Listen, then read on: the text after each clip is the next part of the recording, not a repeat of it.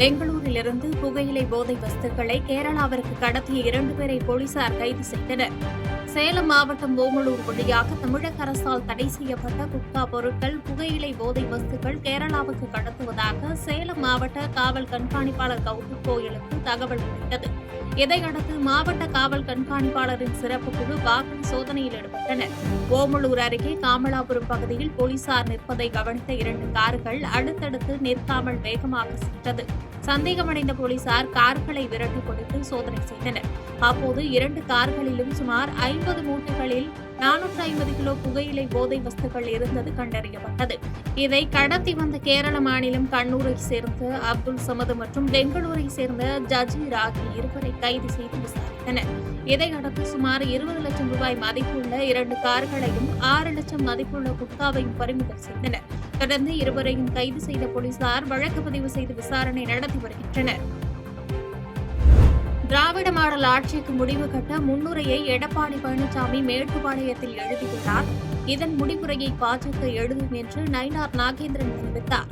சென்னை கொடுங்கையூரில் பாஜக தலைவர் நயினார் நாகேந்திரனின் தமிழகம் தலைநிமிர தமிழனின் பயணம் குறித்த பொதுக்கூட்டம் நடைபெற்றது. முன்னதாக இதற்கு வந்த நயினார் நாகேந்திரனுக்கு வடசென்னை வடகிழக்கு மாவட்ட செயலாளர் RS ராஜேஷ் தலைமையில் 1000க்கும் மேற்பட்ட அதிமுக தொண்டர்கள் வழிநடத்த பிரம்மாண்டமாக வரவேற்பு அளித்தனர். இதனைத் தொடர்ந்து மேடையில் அதிமுக மாவட்ட செயலாளர் முருகன் மற்றும் வேலுடன் உள்ள வெண்கல நினைவு பரிசினை நயினார் நாகேந்திரனுக்கு கொடுத்தார். கூட்டத்தில் பேசிய பாஜக மாநில தலைவர் நயினார் நாகேந்திரன், பாஜக அதிமுக கூட்டணி ஒரு இயற்கையான கூட்டணி என்றும், திராவிட மாடல் ஆட்சிக்கு முடிவு கட்ட முன்னுரையை எடப்பாடி பழனிசாமி மேட்டுப்பாளையத்தில் எழுதியுள்ளார். இதன் முடிவுரையை பாஜக எழுதும் என்று கூறினார்.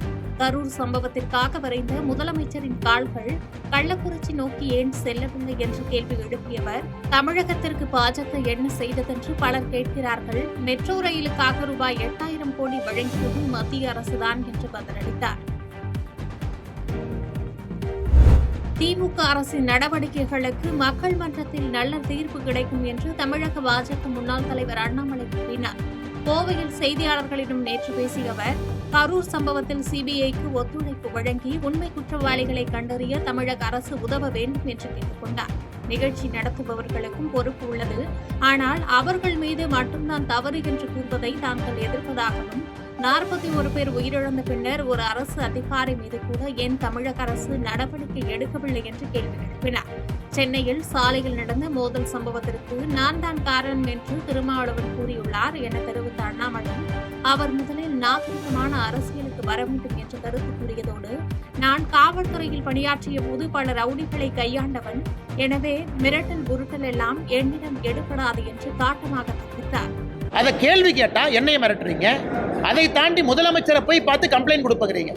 அதுவும் திருமாவளவன் பத்திரிகையாளர் சந்திப்பில் என் பேரை இழுத்து நான் தான் இதற்கு பின்னாடி இருந்தங்கிறார். அந்த 2 வீலர் கார்லையும் தெரியாது, யாருன்னே தெரியாது. நான் சாமானிய மனிதனாக குரல் கொடுக்கின்றேன், என்னை போல நீங்களும் குரல் கொடுக்குறீங்க. பலன் திருமாவளவன் அவர்கள் இதெல்லாம் விட்டுட்டு நாகரிகமான அரசியலுக்கு வரணும். இது போல வன்முறை, வெறுப்பு அரசியல், மிரட்டுவது, ரோட்ல போறவங்களை இடிப்பது, கேள்வி கேட்டா அடிக்க போவது, இது எந்த விதமான அரசியல்? இவங்க தமிழ்நாட்டில் என்ன மாற்றத்தை கொடுக்க போறாங்க? இவர்களால் என்ன மாற்றம் நடக்கும்? வன்முறை அரசியல்னால யாருக்கு என்ன லாபம்? அதனால அதற்கெல்லாம் நாங்கள் பயப்பட போவது கிடையாது. உங்களுக்கு தெரியும், அண்ணாமலை பொறுத்த வரைக்கும் 1 அடி அடிச்சா 2 அடி கொடுக்குற ஆள் தான், மொத்தவங்க மாதிரி வாங்கிட்டு போற ஆள்லாம் இல்லை. அதனால அதற்கும் தயார் தான், நீங்க வரனா வாங்க. அதனால இந்த உருட்டல் மிரட்டல்லாம் என்கிட்ட வச்சுக்காதீங்க. இதையெல்லாம் பார்த்து காவல்துறை அதிகாரியாக இருந்து அரசியலுக்கு வந்திருக்கேன், பல ரவுடிகளை டீல் பண்ணிருக்கேன். இந்த வேலையில என்கிட்ட வச்சுக்கூடாது. குமரி மாவட்டத்தில் தொடரும் மழையின் போது பள்ளிகளுக்கு விடுமுறை அளிக்காத காரணத்தால் மாணவர்கள் அவதியடைந்தனர். தமிழ்நாட்டில் வடகிழக்கு பருவமழை இன்று முதல் 18ஆம் தேதிக்குள் தொடங்க வாய்ப்புள்ளதாக சென்னை வானிலை ஆய்வு மையம் தகவல் தெரிவித்துள்ளது. இன்று கன்னியாகுமரி, தென்காசி, நெல்லை, தூத்துக்குடி உட்பட 11 மாவட்டங்களில் மிதமான மழை பெய்யும் என்று வானிலை ஆய்வு மையம் தெரிவித்துள்ளது. இந்நிலையில் மழை காரணமாக நெல்லை, தூத்துக்குடி, தென்காசி மாவட்டங்களுக்கு அந்தந்த மாவட்ட ஆட்சித்தலைவர் பள்ளிகளுக்கு மட்டும் விடுமுறை அறிவித்தனர். ஆனால் குமரி மாவட்டத்தில் விடுமுறை வழங்காத காரணத்தால் ஏராளமான பள்ளி மாணவர்கள் மழையில் கூடை கொடுத்துக் கொண்டும் நனைந்து கொண்டும் பள்ளிகளுக்கு சென்றனர். பெரியகுளம் அருகே உள்ள சோத்துப்பாறை அணையின் நீர்மட்டம் 102 அடியாக உயர்ந்துள்ளது. தேனி மாவட்டம் பெரியகுளம் பகுதியில் குடிநீர் ஆதாரமாகவும் பாசனத்திற்கும் உள்ள சோத்துப்பாறை அணை நீர்பிடிப்பு பகுதிகளில் பெய்து வரும் மழையால் 86 அடியாக இருந்த அணையின் நீர்மட்டம் 16 அடி உயர்ந்து 102 அடியாக உயர்ந்துள்ளது. உள்ளது.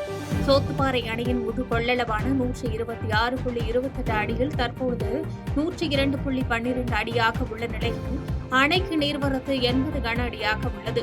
அணையிலிருந்து குடிநீருக்காக 3 கன அடி நீர் வெளியேற்றப்பட்டு வருகிறது.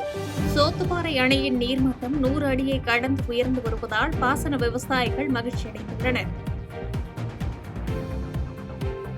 செய்திகளை உடனுக்குடன் தெரிந்து கொள்ள கீழ்க்கண்ட கேபிள் மற்றும் டிடிஎச் நெட்வொர்க்குகளில் எம்நாடு செய்தி தொலைக்காட்சியை காணுங்கள்.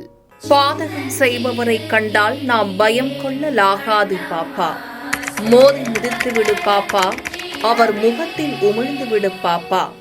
அண்மை செய்திகளை உடனுக்குடன் தெரிந்து கொள்ள இணைந்திருங்கள் எம்நாடு தொலைக்காட்சியுடன்.